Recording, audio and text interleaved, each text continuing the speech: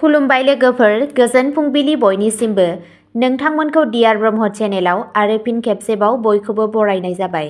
आं दिनै नोंथांमोननि सिगाङाव आरोबाव माखासे गोदान खौरां लानानै फैबावलायबाय। आसा खालामो नोंथांमोनहा खौरांखौ खोनासंनानै मोजां मोनगोन।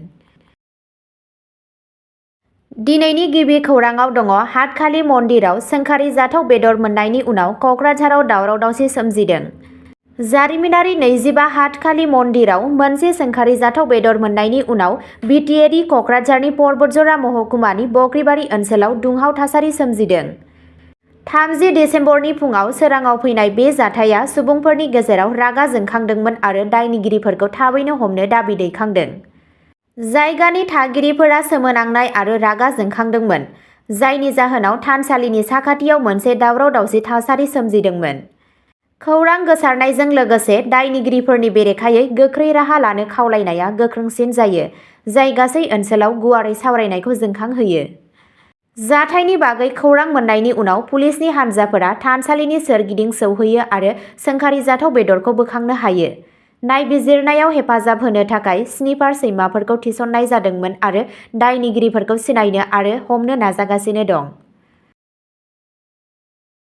नैथि खौराङाव दङ चिरां जिल्लायाव ड्राग्स फालांगिरिखौ पुलिसआ हमदों। 150 ग्रामनिबो बांसिन हेर'इन हमदों। चिरां जिल्लानि चापागुरियाव माहारियारि राजा लामायाव मोनसे अपारेशनाव आसाम पुलिसआ आयेन बेरेखा फेग्रा मुवा फालांगिजों लोब्बा थानाय सासे सुबुंखौ खादों। हमजानाय सन्देह गोनां सुबुंखौ निउ बङाइगावनि थागिरि चन्दन साहा होनना सिनायथि होदों। बिबानगिरिफोरा साहानि आखाइनिफ्राय 154.36 ग्राम सन्देह गोनां हेर'इनखौ जब्द खालामो। फेग्रा मुवाफोरखौ मोननै साबोननि बाक्सु आरो गं 20 प्लास्टिकनि कन्टेनारफोराव दोननाय जादोंमोन। चिरां पुलिसआ बे आयदानि सायाव मोजाङै नायबिजिरनाय जागायदों होनना खौराङाव फोरमायनायखौ मिथिनो मोनबावनाय जादों। थामथि खौराङाव दङ क'क्राझार जिल्लायाव जिहादी आफादफोरजों सोमोन्दो थानाय उदखारिखौ आसाम पुलिसआ खाबाय। आसाम पुलिसनि स्पेशेल टास्क फर्स एसटिएफआ समबाराव क'क्राझार जिल्लायाव सासे गाहाय दायनिगिरिखौ खायो, जाय उदखारि नेटवार्कनि बेरेखायै सोलिबाय थानाय गाग्लोबनायाव आरोबाव मोनसे जाफुंसारनाय दिन्थियो। हमजानाय सुबुंनि सिनायथिखौ क'क्राझारनि भदियागुरिनि 35 बोसोर बैसोनि गाजि रेहमान होनना मिथिनाय जादों। मिथिनाय बायदिब्ला जिहादी आफादफोर अल-कायदा इन्डियान फिसा हादोरमा आरो अनसारुल्ला बांला टीमजों सोमोन्दो दं। आइजिपि एसटिएफ पार्थसारथि महन्तआ अपारेशन प्रघातनि बाहागो महरै रेहमानखौ खानायखौ रोखा खालामो, जाय हादोर बेरेखा हाबाफारिफोरखौ नोजोर होनानै मोनसे रायजोनाङै मिशन। एसटिएफआ क'क्राझार पुलिसनि हेफाजाबजों खारखोमानाय दायनिगिरिफोरखौ जाफुंसारै हमनो हायो। आयेनारि बिखान्थिफोरा सोलिगासिनो दं आरो नायबिजिरनायाबो सोलिगासिनो दं। ब्रैथि खौराङाव दङ लेन्ड रेकर्ड एसिस्टेन्ट दनेश्वर बसुमतारीखौ रां लानायनि दायाव एन्टि कारापसन टीमआ हमदों। Directorate of vigilance and anti corruption आसामआ रायजोआव जाख्ल'नायखौ फोजोबस्रांनो नाजानायाव आरोबाव मोनसे जाफुंसारनाय मोननो हादोंमोन। मैया बजालि जिल्लानि बजालि रेभिनिउ सार्कलनि सार्कल अफिसार सिअनि मावख'आव हा रेकर्ड एसिस्टेन्ट दनेश्वर दैमारिखौ घुस लाबाय थानाय समाव आखाइजों हमनाय जायो। हा बोखावनायनि आयदाजों सोमोन्दो थानाय सासे अजद होगिरिनिफ्राय आयेन बेरेखा रां लानायनि उनाव दैमारिखौ एन्टि कारापसन टीमआ बिथांनि मावख'आव हमदों। गाग्लोबजाग्राजों होजानाय मोनसे अजदनि उनाव अपारेशनखौ खालामनाय जादोंमोन, जाय भिजिलेन्स टीमजों गोख्रै आरो सांग्रां नायबिजिरनायखौ थुलुंगा होदोंमोन। बे आयदानि सायाव आरोबाव नायबिजिरनाया सोलिगासिनो दं आरो बिबानगिरिफोरा खोथा होदों दि दायनिगिरि हमजानाय सुबुंफोरनि बेरेखायै गोख्रै राहा लानाय जागोन। बाथि खौराङाव दङ भगवान रामखौ गाज्रि आखु दिन्थिनायनि थाखाय इनस्टाग्राम पस्ट होनायनि दायाव आसामनि सासे सेंग्राखौ हमदों।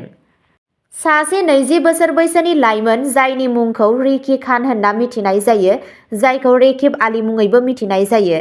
कामरुप पुलिसआ भगवान रामखौ नोजोर होनानै इनस्टाग्रामाव सोंखारिजाथाव कन्टेन्ट पस्ट खालामनायनि दायाव खादोंमोन। बे खाजानाया गुवारै ससियेल मिडियानि रागा जोंखांनायनि उनाव जादोंमोन, जेराव एक्सआव बाहायगिरिफोरा बे जेंनाखौ फोरमायदोंमोन आरो हारियारि गोरोबलायनायखौ लाखिनो थाखाय थाबैनो राहा लानो खावलायदोंमोन।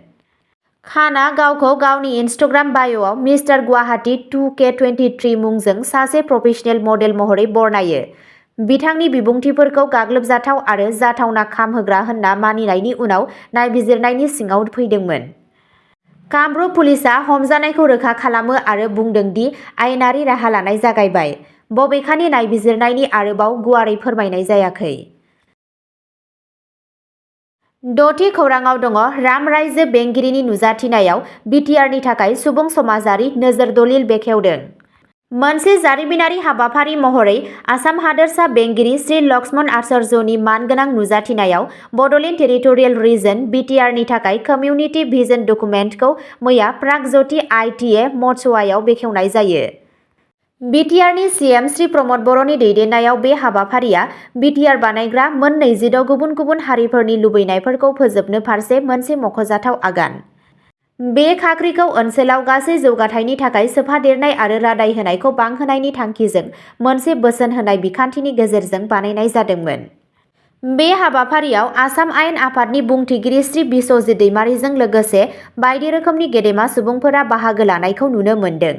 पार्लियामेन्ट मेम्बार श्री दिलीप सयखिया आरो श्री जयन्त बसुमतारी आरो prominent cabinet minister Shri Urkhao Gwra Brahma, Shri Ashok Singhal, Shri Ranoj Pegu, Shri Ranjit Kumar Das आरो श्री अतुल बरामोन। आसामनि गाहाय नेहाथारि डक्टर रबि कटा, आइएएस आरो पुलिस बिथोनगिरि गाहाय श्री जिपि सिंहजों लोगोसे बड'लेण्ड मुलुगसोलोंसालि, कटन मुलुगसोलोंसालि आरो नागालेण्ड मुलुगसोलोंसालिनि भाइस चेन्सेलरफोराबो बे हाबाफारियाव बाहागो लादोंमोन। बेजों लोगोसे बे हाबाफारियाव मुंदांखा खौरांगिरि पद्मश्री श्रीमती पेट्रिसिया मुखियाम, मानगोनां मावफुं सोद्रोमा इएम आरो बिटिसिनि काउन्सिल लेजिस्लेटिभ एसेम्ब्लिनि सोद्रोमाफोर, गागि सुजुगिरिफोर, खौरांगिरिफोर, हारिनि दैदेनगिरिफोर आरो गासै बिटिआरनि समाजारि आफादफोरनि थान्दैफोरा नुजाथिदोंमोन। बिटिआरनि थाखाय सुबुं समाजारि नोजोर दलिलआ ओनसोलनि दावगानायनि थाखाय मोनसे खाखा महरै खामानि मावगोन होनना मिजिंथिनाय जादों, जाय बेनि गोबां फोलेरारि सुबुं अनजिमानि गेजेराव खौसेयै जौगानाय आरो गोरोबलायनायनि आदब खायदा बानायगोन। अब्ला दिनैनि खौराङा एसेनोसै। जाय बिथांमोनहा सानसेनि फानजामुथिखौ नायनानै मोजां मोनो, स्क्रिनाव होनाय चेनेल बड' इनफ' पइन्टआव थांनानै नायहैनो हागोन। चेनेलनि लिंकखौ डेस्क्रिप्शनाव होनाय जादों। गोजोन्थों।